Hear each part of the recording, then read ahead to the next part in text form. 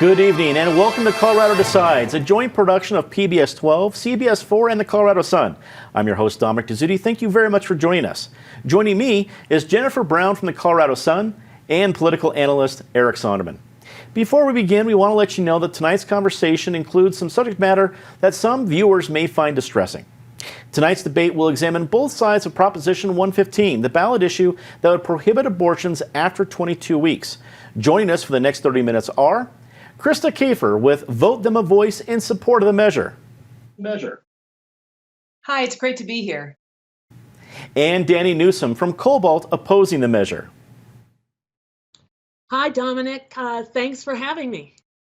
It's great to have you both. Both Dani and Krista are no strangers to the PBS 12 studio, whether it be remotely as they're joining us tonight or here in the studio.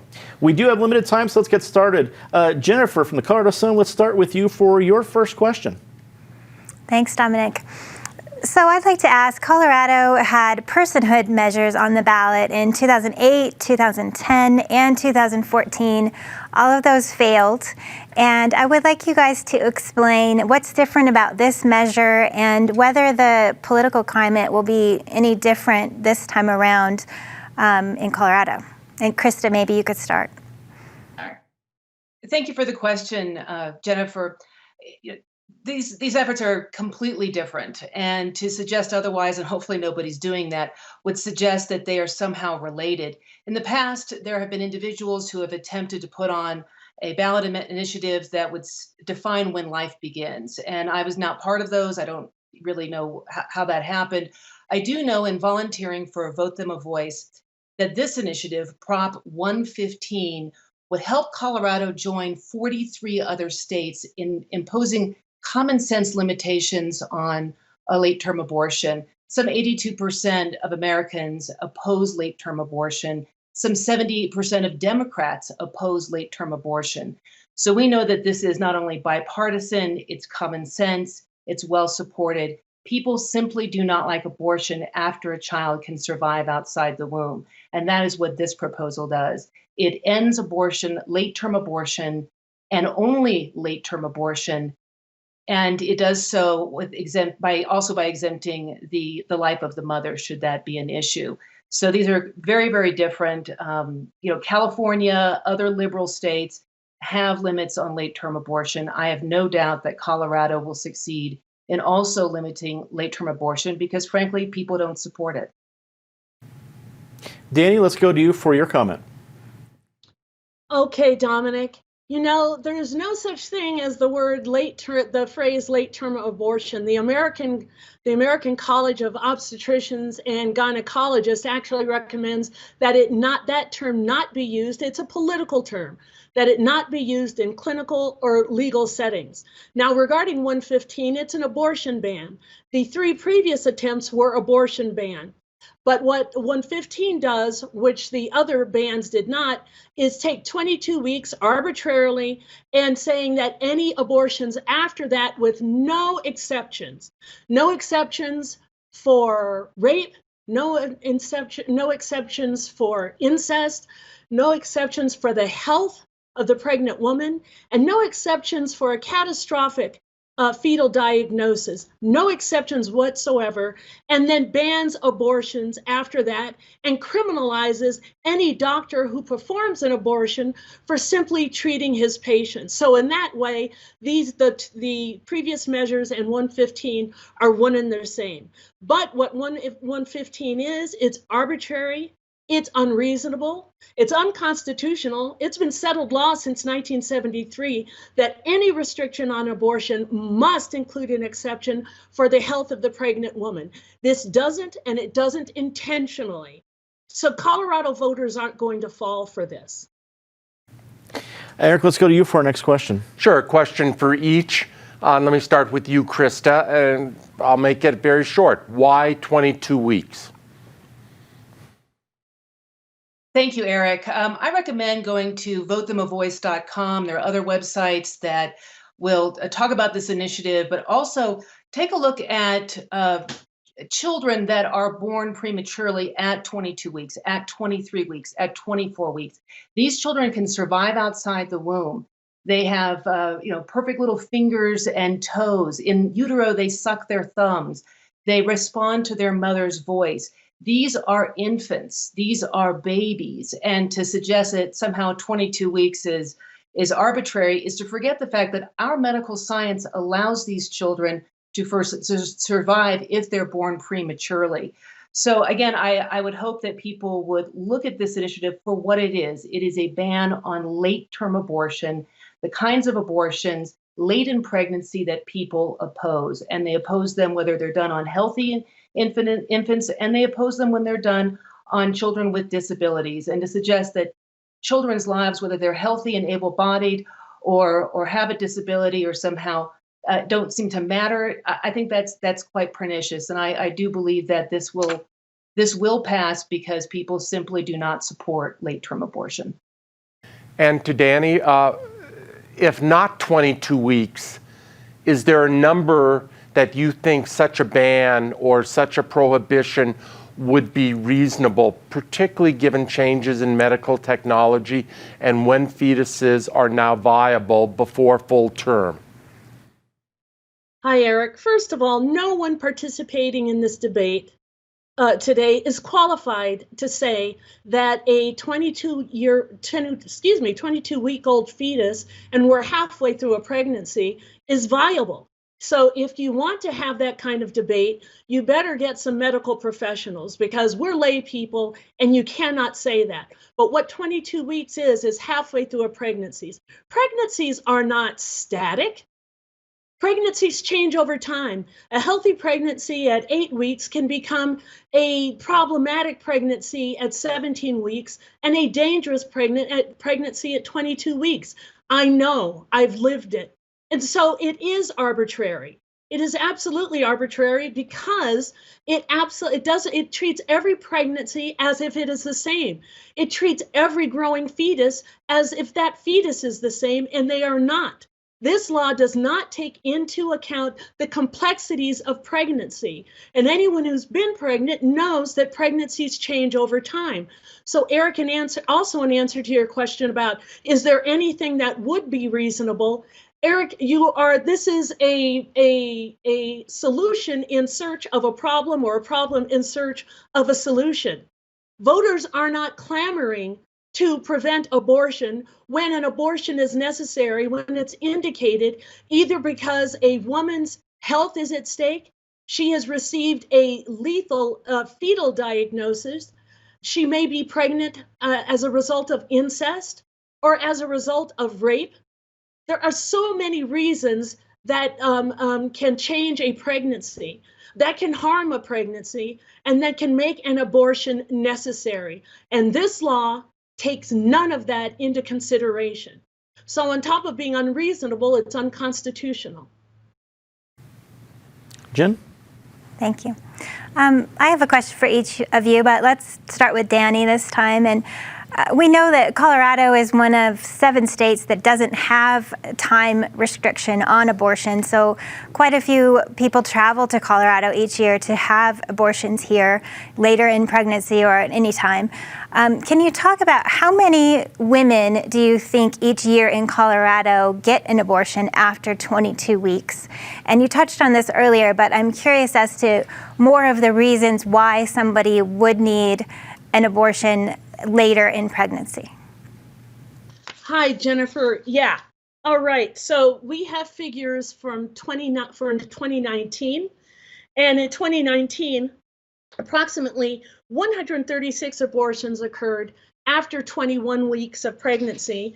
And then 17 abortions were performed after 25 weeks of pregnancy in Colorado in 2019. So what we're talking about, whether we are talking at 21 weeks or whether we are talking at 25 weeks, are procedures that are very rare in Colorado. So first of all, please understand that. And then the kind of things that could make that necessary, as I've said, you have perhaps a catastrophic diagnosis, fetal diagnosis. We have the example of Rabbi Robert Blake of Temple Emmanuel. I'm sorry, not Blake Black, who he and his wife received a devastating diagnosis that the baby she was carrying had Tay-Sachs disease.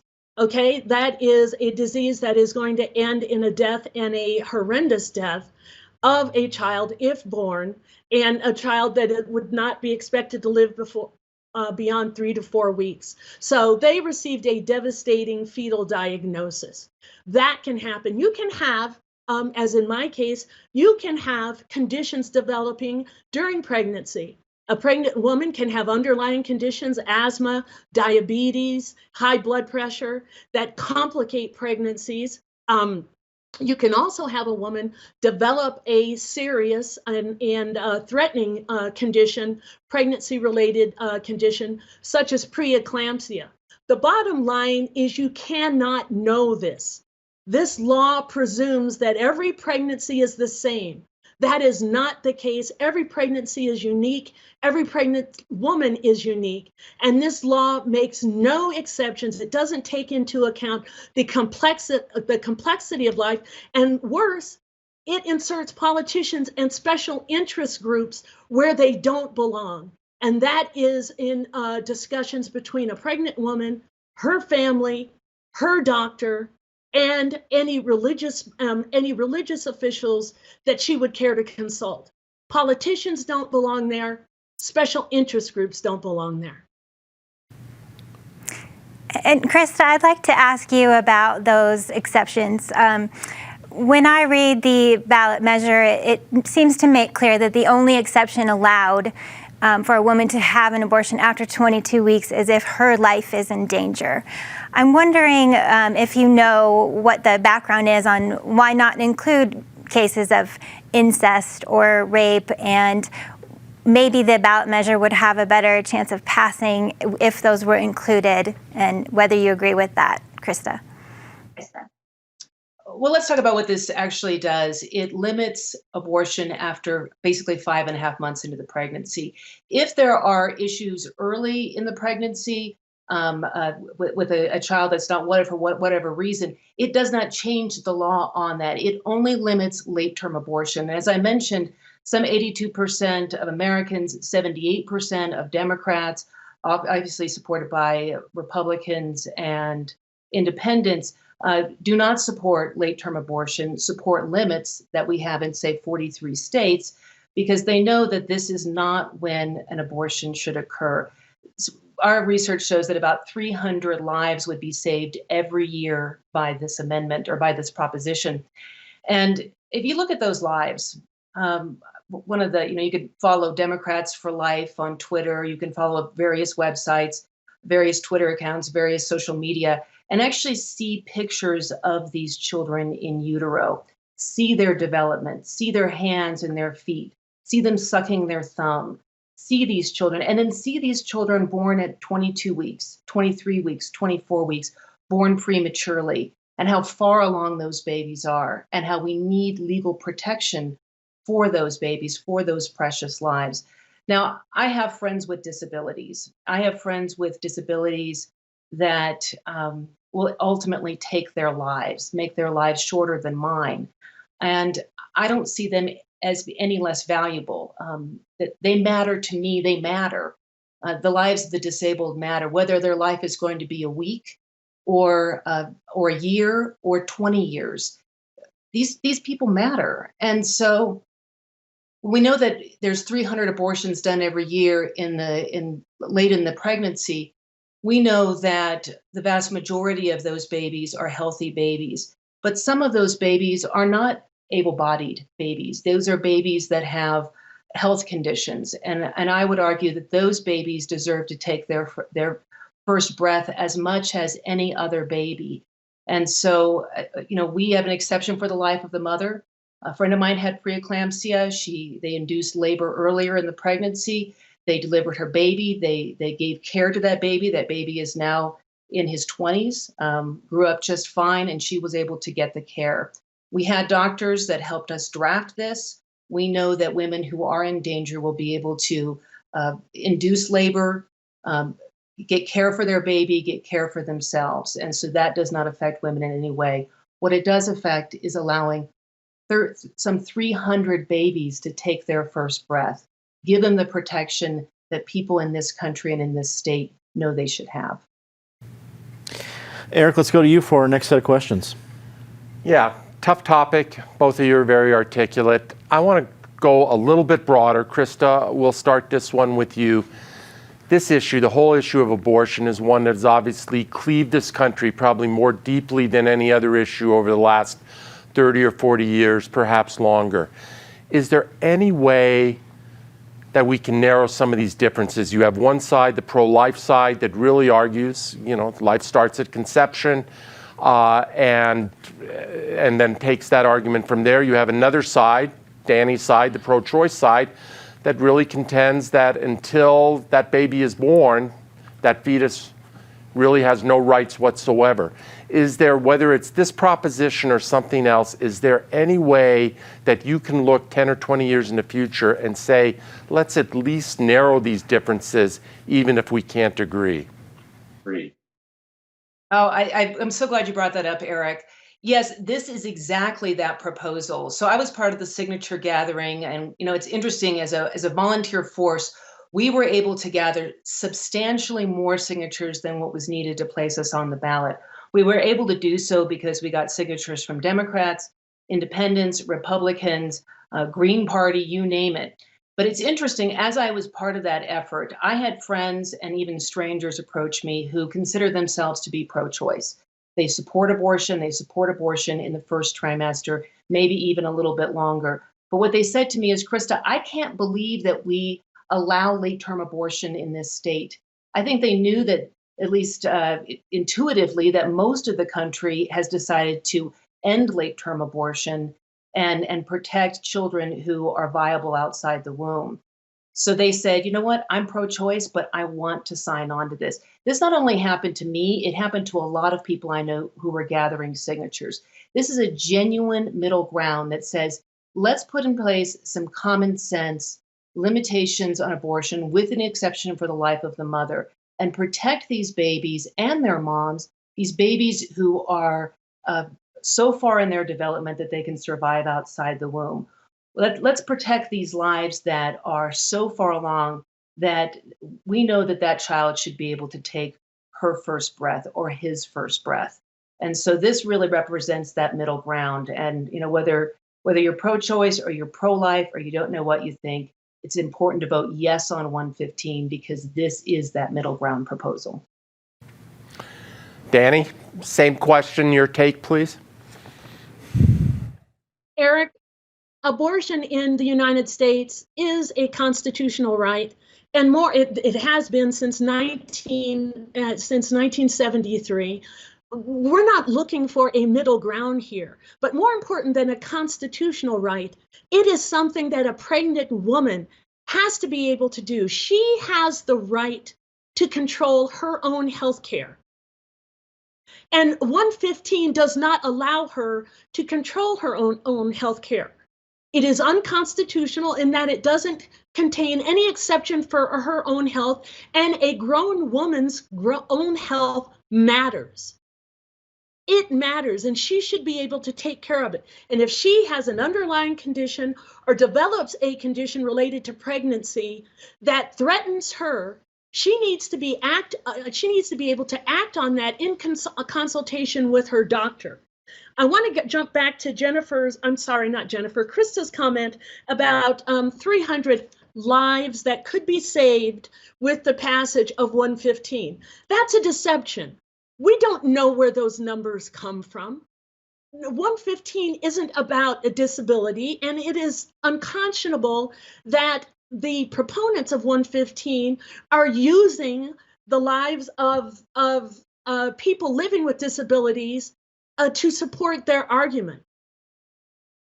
Now, when a pregnant woman receives a diagnosis that her fetus it's a catastrophic diagnosis, it's a lethal diagnosis, or she receives news about her own health, she has the ability, she has the right to take care of herself in consultation with her doctor.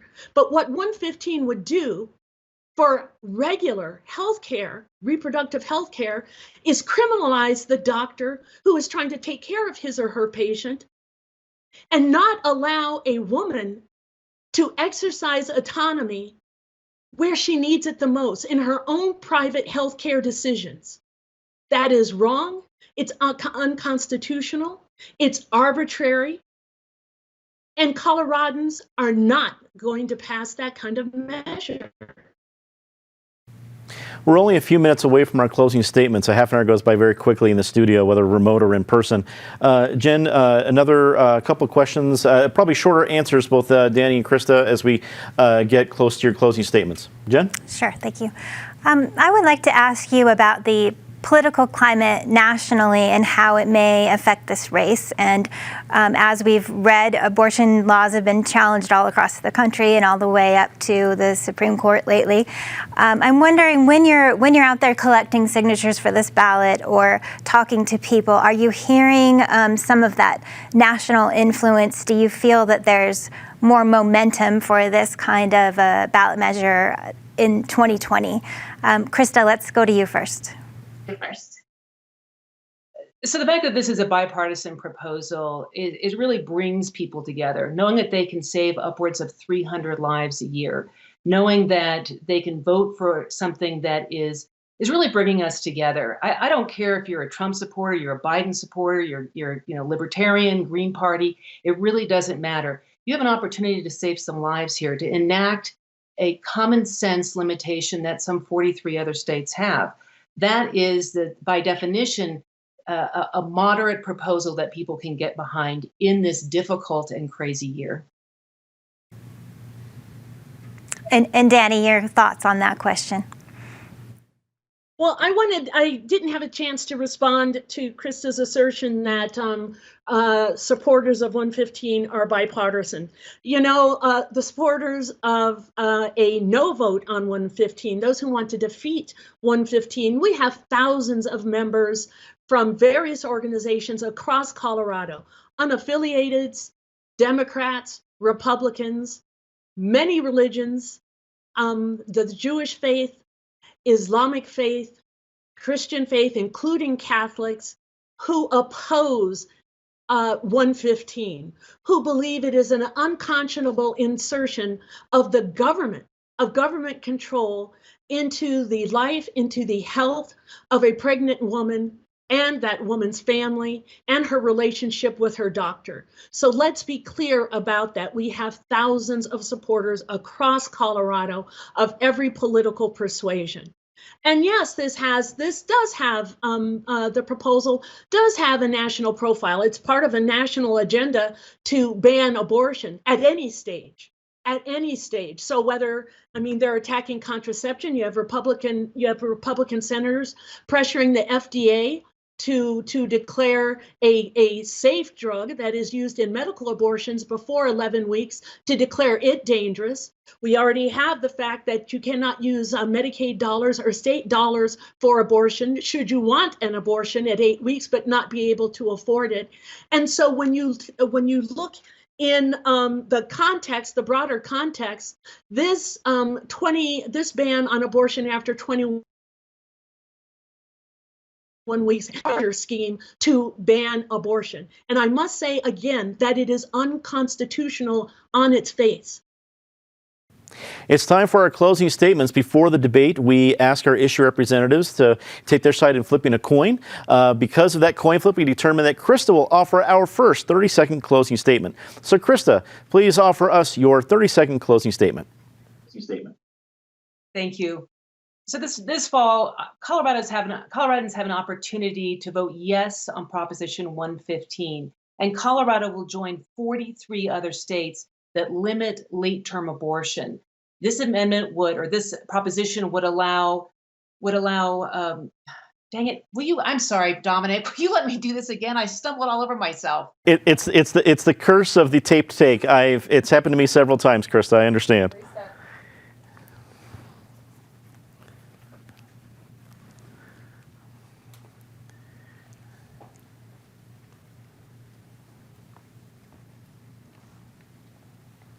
We're just going to reset some clocks, Krista, and I'll be right back with the throw.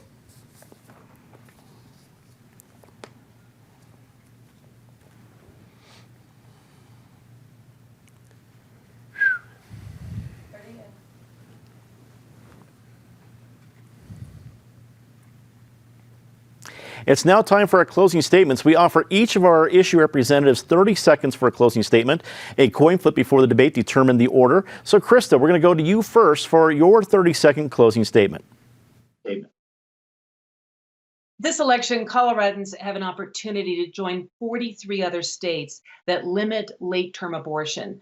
This proposition would end late-term abortion after 22 weeks, with the exception of the life of the mother. By our research, this could save 300 lives. 300 babies would take their first breath if this proposition passes. This proposition is bipartisan, supported by Democrats, Republicans, independents. People across the board understand that late-term abortion is way too extreme. It's too extreme for Colorado. Colorado will then join California and 43 other states, or 42 other states, to end late-term abortion and to set reasonable limits for abortion in this state. We need to vote yes on Proposition 115. And Dani, it's now your turn for your 30-second closing statement.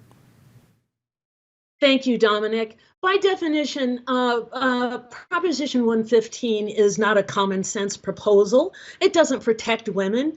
It denies women the ability to take care of their own reproductive health. It is their life, and it denies them that. It also criminalizes the doctors who have taken an oath to serve their patients, the pregnant women. So that is not common sense. The opposition to 115 is wide, and it is multi-partisan, unaffiliated, Democrats, Republicans. And why? Because we know that every pregnancy is unique. Every pregnant woman is unique, and you cannot pass a measure that would force a woman to continue a pregnancy which was conceived by rape, incest, or that threatens her health, or then after she receives a lethal fetal diagnosis. That's unconscionable. And Coloradans will not support that.